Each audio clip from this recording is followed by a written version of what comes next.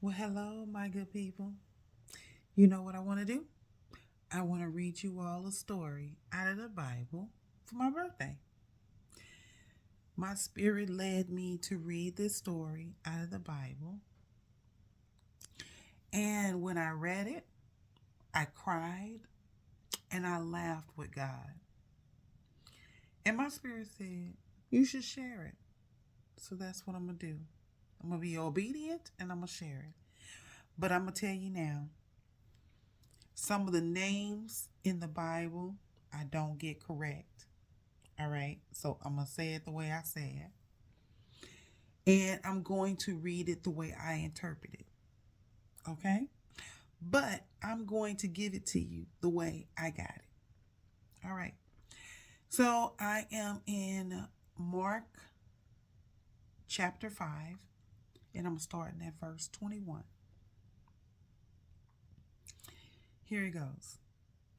Now, when Jesus had crossed over again by boat to the other side, a great magnitude gathered to him, and he was by the sea. So a great magnitude of people gathered around him as soon as he crossed over on the other side of this sea because they wanted to see who he was. This is me telling you how I interpret this story. All right. Behold, one of the rulers of the synagogues by the name of Jairus realized that God was on the side of his sea. And he went and saw him, and he fell at his feet. He began begging Jesus earnestly, saying, my little daughter lies at a point of death. Come and lay your hands on her, that she may be healed, and she will live.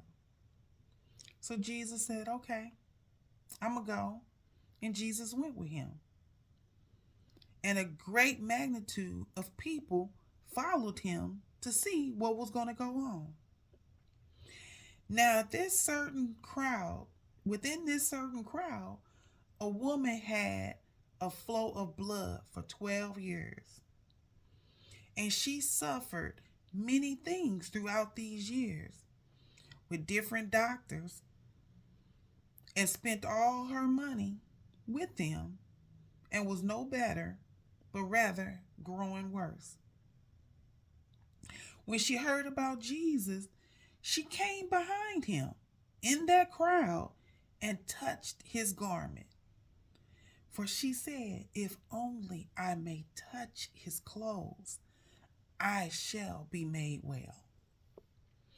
Immediately, the fountain of her blood was dried up, and she felt in her body that she was healed of the affliction. Immediately, she felt the healing power. Mm. At this time, when she was feeling the healing power, immediately knowing in himself, Jesus realized that a certain amount of power had gone out of him.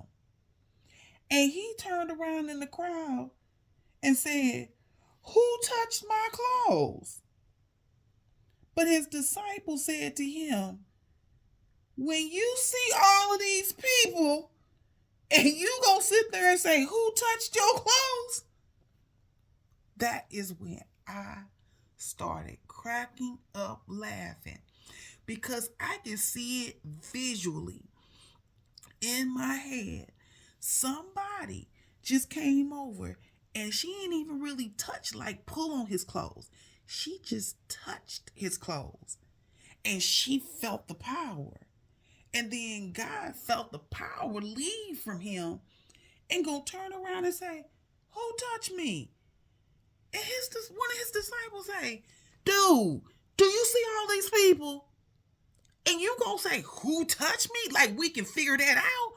Baby, I started cracking up laughing because that's how my spirit sat there and explained it to me in my head visually. I started cracking up. I don't know if you guys are, but I am. And he turned around to see who had done this. But the woman, fearing and trembling, knowing what had happened to her, came, fell down before him, and told him the whole truth. And he said to her, "Daughter, your faith has made you well. Go in peace and be healed of your affliction." Mm. When I read that, he said, "Your faith is what made you well." You know, that is when I started tearing up, because most of the time we give up. We give up as humans, as individuals, as people. And the reason why is because you think about it. This woman had this issue of blood for 12 years. Lord, thank you. For 12 years. She had went to multitude of doctors asking for help, and no one could help her.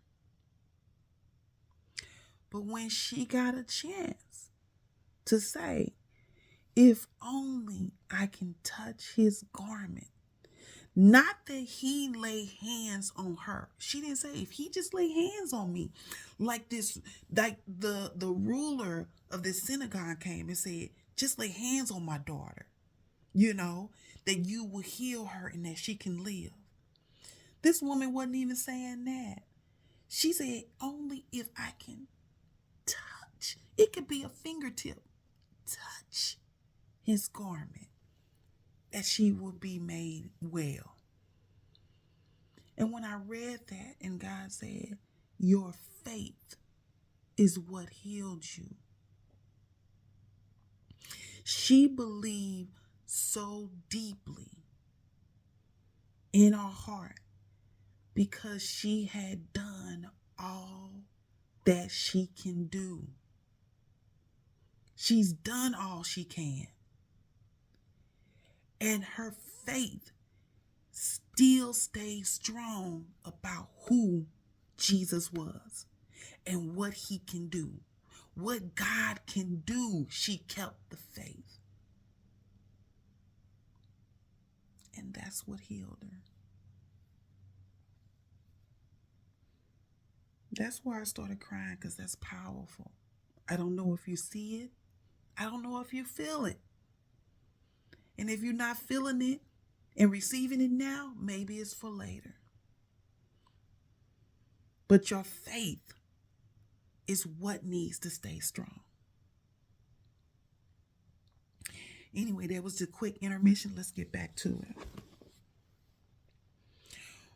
While he was still speaking, some came from the ruler of the synagogue. So these are his people coming from his house, who said, "Your daughter is dead. Why trouble the teacher any further?" Why even bother him? Don't even bring him to your place, because the girl is gone. She dead. All right. And soon as Jesus heard the word that was spoken, he said to the ruler of the synagogue, "Do not be afraid, only believe." Let me say that again, because that's powerful. Do not be afraid, only believe. Now, let's just wind it back a little bit about the woman with the issue of blood for 12 years. She believed and she had faith. that he can heal. But we're talking about a different magnitude. We're not talking about I'm still up walking around. These individuals are coming to the ruler saying she dead. So even though she was sick, but she's gone now, how he gonna even help her now? But God said, don't worry, believe, have faith. Let's come back to it. This is me in my head. I'm explaining to you guys how my spirit breaks it down to me. Listen, it gets good. And he permitted no one to follow him except Peter, James, and John, the brother of James. Okay, you had this crowd of people, a whole bunch of people following you from when you crossed over on the sea, when the woman touched your garment, when the people from the ruler's house came and said, she's gone. Jesus said, no, this crowd cannot go. They need to stay here. Let's go. Peter, James, John, and the brother of James, let's go. Let's go to this house. He came in. He said to them, why are you crying? Why are you weeping? The child is not dead, but sleeping. The people started ripping him apart. What do you mean? She's dead. She's not dead. What do you mean? They ridiculing him, tearing him apart. But then Jesus said, nah, they got to go. They got to go outside. We can't have this. They got to go. He had them put outside, the people who were weeping and crying.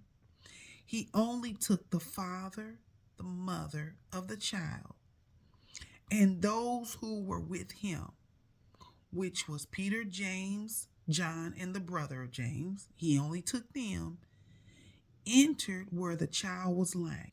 Then he took the child by the hand and said to her, little girl, I say to you, arise. Immediately the girl rose and walked, for she was 12 years of age, and they were overcome with the great amazement. They were all like, what? She just woke up? She's walking around? What? He commanded them strictly that no one should know it, and said that something should be given her to eat. When I tell you I was reading this, I was just crying the whole time I'm reading this. Because what I got from that when I was reading it is you sometimes have to remove the distraction, the doubt, the negativity from your life in order to see the amazement of what God can do. Did you get that? It says, and they were overcome with the great amazement of what God had did. But because they were surrounded by the people who believed and had the faith and knew what God could do. They knew what Jesus could do. And he put the ones who doubted out. He put them out. The non-believers, the ones who doubted, the ones who were chattering, making the noise, giving the distractions. in order to hone in on the power of God. And I just cried. I just cried.